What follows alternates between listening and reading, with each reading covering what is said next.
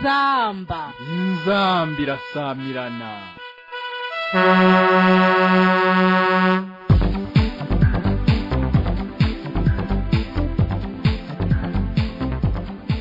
Le journal avec Jean-Georges Kibogora.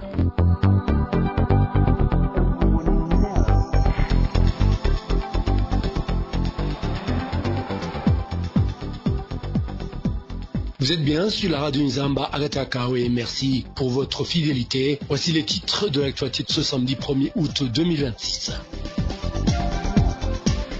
10e anniversaire de la campagne d'Ondeza pour les disparitions forcées au Burundi. Le Focodé constate que le phénomène continue et dans l'impunité totale.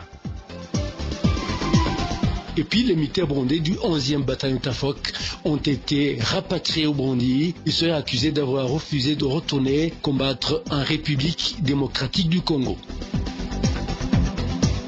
Nous parlerons également de la maternité des habitants de la commune de Chombo. Les malades font de longues distances pour trouver un centre de santé. Voilà pour le sommaire. Bienvenue. Suivez les émissions de la radio Nzamba en direct sur le www.nzamba.org. Bienvenue encore une fois dans ce journal.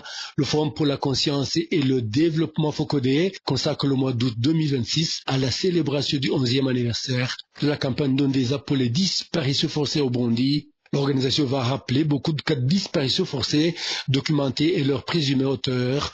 Il sera question également de montrer que le phénomène continue au Burundi et dans l'impunité totale. On écoute Pacifique Ninahazwe, président du Focodé.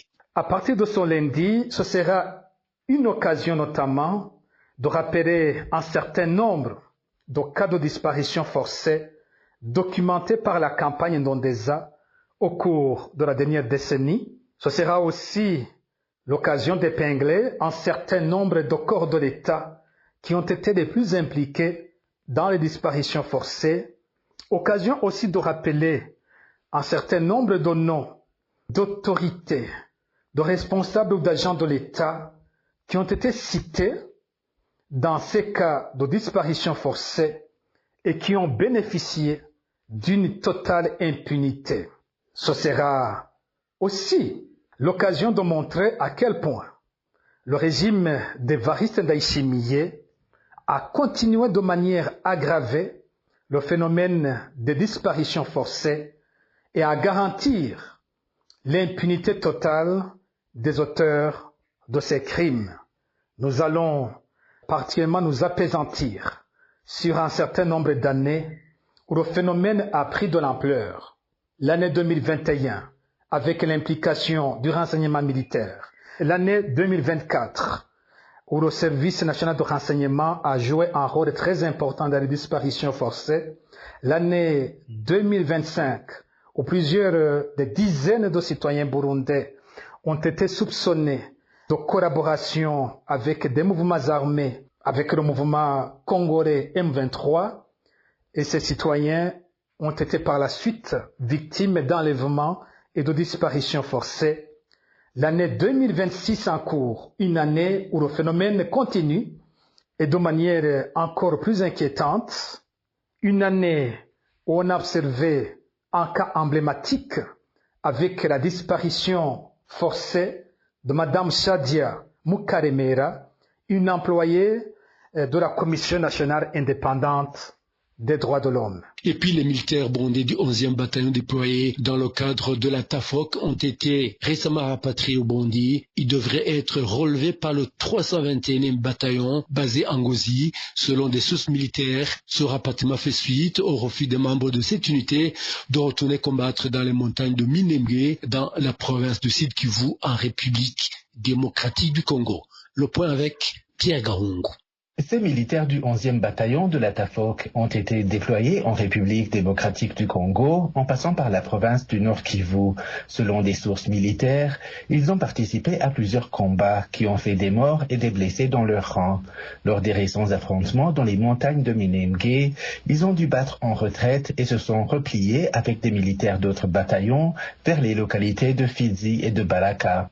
Selon ces mêmes sources, leur commandant leur a ensuite ordonné de retourner à Minembwe afin de reprendre les positions perdues au profit des combattants du MRDP Twirwaneho et du M23, notamment le secteur stratégique 2.0.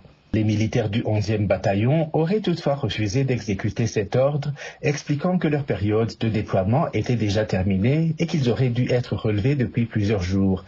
Leur commandant aurait alors informé la hiérarchie militaire que ces hommes refusaient d'obéir aux ordres qui leur étaient transmis, ce qui aurait conduit les autorités militaires à décider du rapatriement du bataillon au Burundi.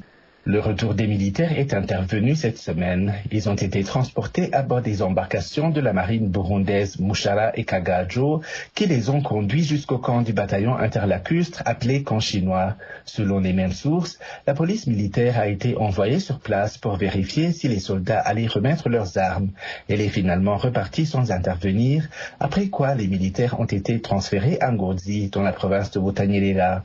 C'est dans cette province que le 321e bataillon de commando a reçu l'ordre de relever le 11e bataillon avant d'être déployé à son tour en RDC. Cette relève est intervenue au moment où les militaires de la TAFOC percevaient leur prime de mission dans la matinée de ce vendredi. La rédaction de la radio Inzamba, Agathe Kakawe, n'a pas pu joindre le porte-parole de la Force de défense nationale du Burundi, le général de brigade Gaspard Balatuza, afin de recueillir sa réaction sur ces informations. Inzamba. Dans la suite de ce journal, les habitants de la commune de Chombo, dans la province de Gitega, sont mécontents à cause du manque d'infrastructures sanitaires. Ils affirment qu'ils sont contraints de parcourir de longues distances pour aller se faire soigner. Ils demandent aux autorités de la base au sommet de prendre des mesures qui s'imposent pour résoudre ce problème. On fait le point avec Julienne Mouzinga. Selon nos sources, ce problème d'accès aux soins de santé affecte fortement les habitants de la commune de Chombo, en particulier ceux de la colline de Kiguruka. Elles indiquent que ces derniers sont très inquiets en raison de longues distances qu'ils doivent parcourir pour se faire soigner. En cas de maladie soudaine ou d'un accident nécessitant une prise en charge urgente, ils disent qu'un patient risque même de perdre la vie avant d'arriver dans une structure de santé.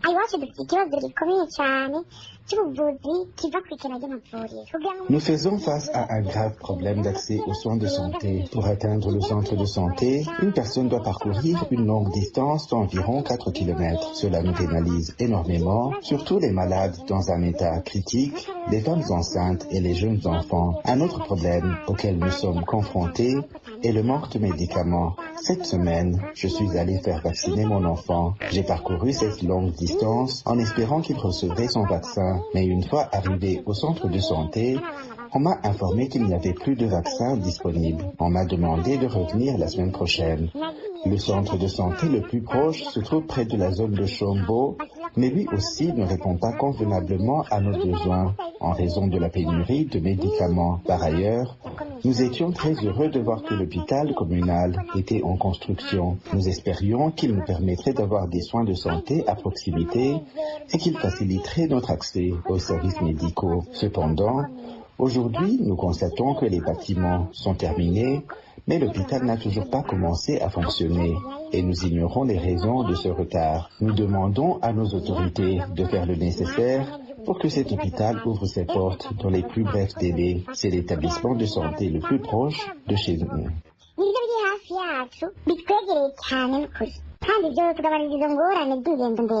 Face à cette situation, à la rédaction de la radio Inzamba, Agathe Kakawe, nous avons tenté de joindre par téléphone l'administrateur communal de Chombo afin qu'il réagisse aux préoccupations et aux doléances de ses habitants, mais nos tentatives sont toutefois restées sans réponse. Place maintenant à la revue de presse de tous les samedis avec Bertrand Ngendakouri. Revue de la presse à la radio Inzamba.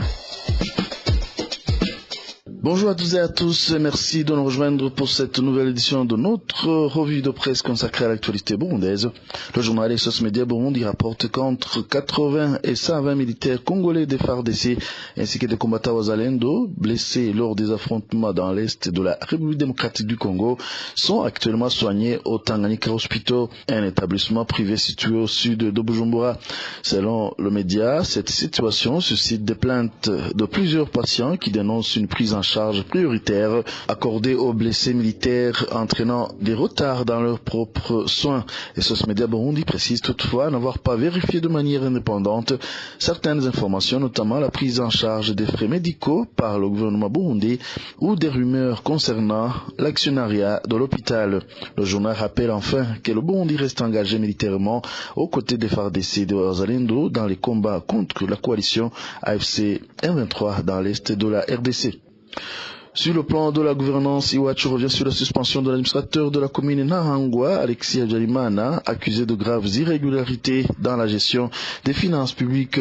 Malgré des soupçons de détournement de plus d'1 milliard de francs burundais et d'importants dépassements budgétaires relevés par le conseil communal, aucune poursuite judiciaire n'a encore été engagée. Des experts en bonne gouvernance estiment que cette absence de suivi pénal risque d'alimenter l'impunité et d'affaiblir la confiance des citoyens dans les institutions.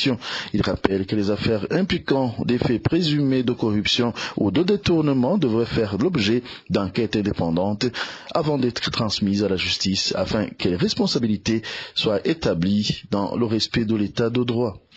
Et le journal SOS Média Burundi rapporte que l'association burundaise des consommateurs Aboko dénonce la dégradation continue des services de télécommunication Burundi. Son président Pierre Ndouayo affirme que les abonnés font face à une mauvaise qualité des communications et de la connexion Internet, alors même que le coût des forfaits a fortement augmenté.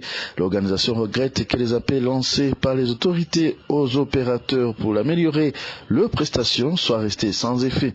Face à cette situation, l'Aboko propose la tenue d'états généraux de la communication réunissant les pouvoirs publics, les opérateurs et les représentants des consommateurs afin d'identifier les causes de cette crise et de dégager des solutions permettant d'offrir des services de meilleure qualité à des tarifs plus abordables.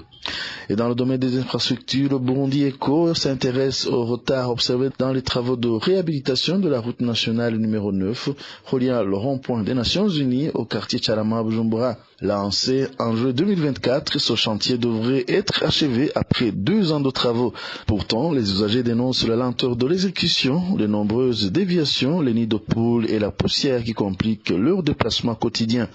Financé par la Banque africaine de développement, l'Union européenne et le gouvernement burundais, ce projet vise à moderniser près de 9 km de route afin d'améliorer la fluidité du trafic vers le port de Bujumbura. Enfin, le magazine Jimbere consacre un dossier à la protection du lac Tanganyika à l'occasion de la journée nationale qui lui est dédiée. Si les campagnes de collecte des déchets plastiques et des initiatives d'assainissement sont saluées, le magazine estime qu'une solution durable passe avant tout par la réduction des sources de pollution.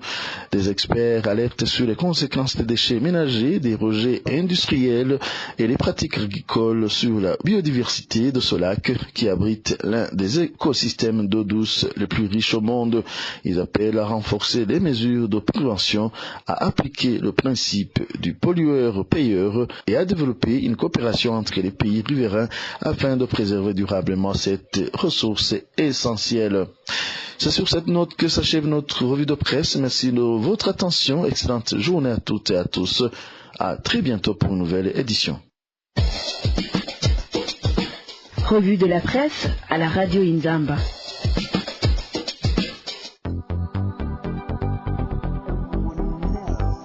Voilà, c'est la fin de ce journal. Merci de l'avoir suivi. Au revoir et à la prochaine.